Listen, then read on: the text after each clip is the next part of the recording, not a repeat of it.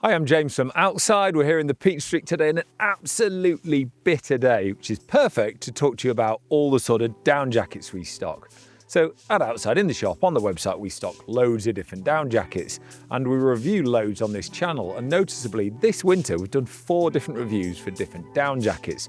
But a lot of people are going, which one should I get? So hopefully this video will explain the differences between the Superlight, like the Lumina, the Allrounders like the Neutrino, and the big beasts like the Tice and the Cayman XT.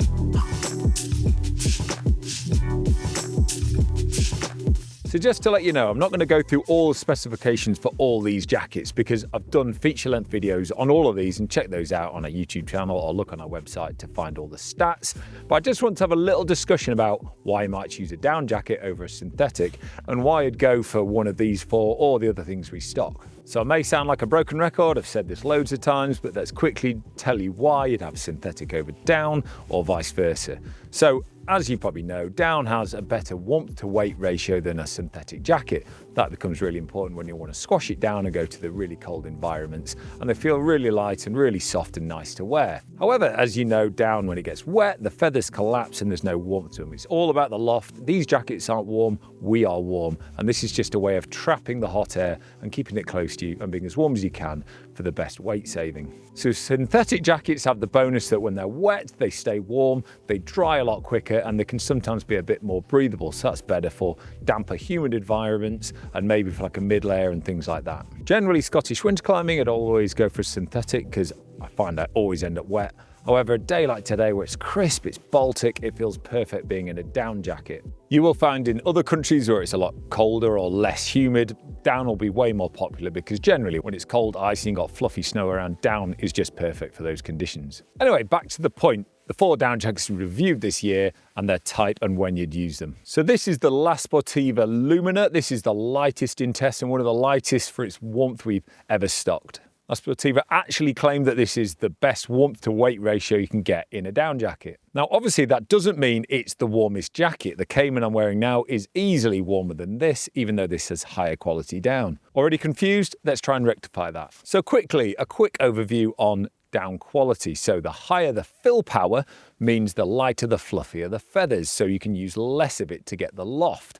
So in really, really light jackets like this, trying to be as packable as they possibly can, high fill power is really important. This jacket has 1,000 fill power, the highest I think you can get, certainly the highest we've ever stocked, and that means it's really light and fluffy. Now, when you have a high fill power, you really want a light face fabric. If you have a high fill power and use not much down to get that loft, which is great, and then put a thick, chunky face fabric on it, it's really durable, it will squash those feathers. The only way to fix that is to use lower quality down and more of it, or more of that down you've got in there, and that would be hugely expensive and sort of get rid of the point, because it suddenly wouldn't be that light. So jackets like this, they are stitched through construction. I'm currently wearing the Cayman, which is box wool. Basically, that means box wool is like these chambers stacked on top of each other, which means there's no cold patches, but it does end up costing a bit more and it makes it a bit chunkier when it comes to compressibility. So what you'll find with the ultralight ones is they're nearly always stitched through because you can get them much, much smaller and more compressible. That does come with a slight downside that you get little cold patches. They're hard to notice if I'm honest, but it does mean you can get a bit of wind getting in there, maybe a bit of hot air getting out. On the plus side, that does mean they're a little bit more breathable because essentially there's more holes in them. And so people, particularly abroad when they're skiing and things like that, will use down as a mid layer. So the Lumina weighs in an amazing 250 grams. 125 grams of that is the actual insulation. So that is about as light as you can possibly get for a jacket like this. It does mean it's incredibly versatile. So let's again imagine you're out running on a cold day or ski touring or anything like that, and you think, I need some extra insulation in case it all goes wrong. I don't intend on wearing it if I can help it. Then why not take this with you? Or shove in a back pocket, or go in your running pack, something like that, and then it gives you the best warmth you can possibly get for the weight. Now, I use that quite a lot recently, and I think it would work really well if you wanted to have it as your mid-layer when skiing and then maybe go out for dinner in the evening, something like that, in a ski resort. However, on a bitter day like today, maybe winter bouldering, I don't think it'd be warm enough for me. So if you found something like the Lumina too light, too fragile, and maybe not warm enough for what you're doing, you can probably up your insulation, but again, you up your weight by going to something like the Neutrino Pro. Now, Rab also make the Electron Pro, which is possibly even more popular than this. Basically a very similar construction, but slightly less down. So it's lighter and more compressible, closer to the Lumina, but further away than something like the Cayman. So we describe this as a bit of a workhorse and the all-rounder in these reviews we've done this year. Now, I think the reason for that is it doesn't have 1,000 fill power down in it, but it doesn't have 650 or really low quality down either. It's got really high lofty down at 800 fill. And also they've used quite a lot of it, I think around 200 grams in this jacket. But what differs is it's got a burlier face fabric. It's still stitched through construction, not the box wool like this guy. And that means compressibility is still really good, but the weight is not super low because they've gone for a 20 denier face fabric, which means it's quite durable. So I think a jacket like that comes into its own when you want it to do a bit of everything. You don't really know why you're buying it in one particular instance, but you might go bouldering, you want to be warm, you might just go for winter walks and want to be cozy in it. Maybe pack it in your bag if you are going mountaineering, because it can take the beating even though it's not super light. As I've just explained, you can clearly get warmer, possibly for a similar sort of weight, but there's usually a downside, either in durability or weatherproofing, or quite easily cost. Now again, it's got that stitched through construction, so on a really howling day, you may feel a bit of wind getting through, pretty unlikely, but the face fabrics are very durable and can stand a bit more wet weather as well. I think a jacket like the Neutrino is pushing the limits of what you ever might use as a mid-layer. I can't really imagine ever putting a shell over that and doing anything unless it's absolutely Baltic in your Himalayan climbing or something like that.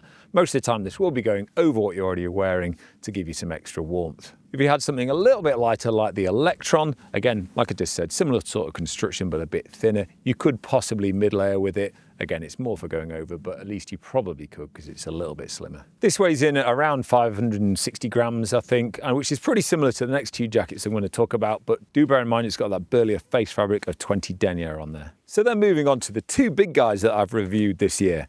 So I'm really thankful I've got these with me today because it is freezing.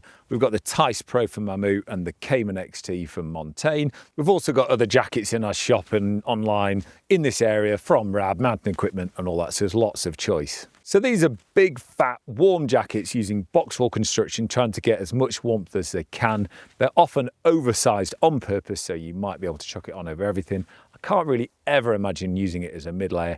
This is for the absolute maximum warmth and protection. They certainly feel bigger for their size when trying them compared to the other jackets I've just talked about. I mean, this guy's a medium. I'm 6'4", I'm 90 odd kilograms, and that's a medium. I've never been a medium for years. This is a large, admittedly, from the Cayman, but again, it's still big and roomy. I'll give you a quick overview of these jackets. If I'm honest, I'm going to talk about them in a really similar sense because they come in really close, and this is an overview. So both those jackets use, as discussed, box wool construction, or at least offset box wool, things like that. Don't get too worried about it. But basically we've got those no cold patches, but it does make them a little bit harder to compress. Both those jackets and brands have gone all out and used diamond fuse from Pertex, which gives you probably the most durability and weatherproofing for a really, really thin, light face fabric. So they both weigh in pretty similar to the Neutrino Pro at about 560, 70 grams, something like that. But it does mean they don't pack quite as small as the Neutrino Pro, but it will be warmer. The Cayman uses 800 fill, the Tice Pro now on the floor, poor guy, he's got 850 in there. So what they do, these brands, is when they use slightly higher quality down like Mammut have, they can use a little bit less than say Montane have, and they'll probably get a similar amount of warmth, and one might be a little bit lighter for the size. You will find these jackets are nearly always designed for really serious conditions, so quite high up a mountain when you want the most weather protection. Imagine being on a belay ledge and you're getting caught out in a really cold storm. Admittedly, it's not a wet storm, it might be snowy or just bitterly cold. You want to get this in, snuggle in, and know you're really well protected. That does mean for average use, it can be a bit overkill, but on those really, really cold days, in the UK still, you could easily use one of these if you just want to be toasty, toasty warm. I can't really imagine walking around them much. You're not going to go for like a stroll in it. You might do in the Neutrino, certainly in lighter things. But if you want to stand around, watch the fireworks, watch the football, or go on a mountaineering expedition, or go bouldering, you just feel super cozy and warm in jackets like this. Like I say, the cut is usually a bit bigger. It will go over everything, possibly designed to go over a shell. So don't expect this to be like snug fitting and just wearing with a t-shirt. Often jackets like this will be a little bit longer, covering up your nether regions. So that'll just make you feel a little bit warmer because they don't expect you to be doing much high activity movement in this. Sort of surprisingly, This is the sort of jacket we actually stock year round in the shop. We get rid of some of the middleweight ones, but if you're going on expedition, you're going away somewhere really cold and you're going with maybe a group, they're going to want you to have a jacket like this. You've got to remember it's always cold summer in the world. So I hope this little overview was quite helpful. Do bear in mind over the years, this might be an old video by now, these jackets will change, what we'll stock in the shop will change, but these sort of jackets will always exist and we'll always have a good offering of them. So do bear in mind, here's a quick overview. Things like this, super light, really versatile, take you on your lightest adventures.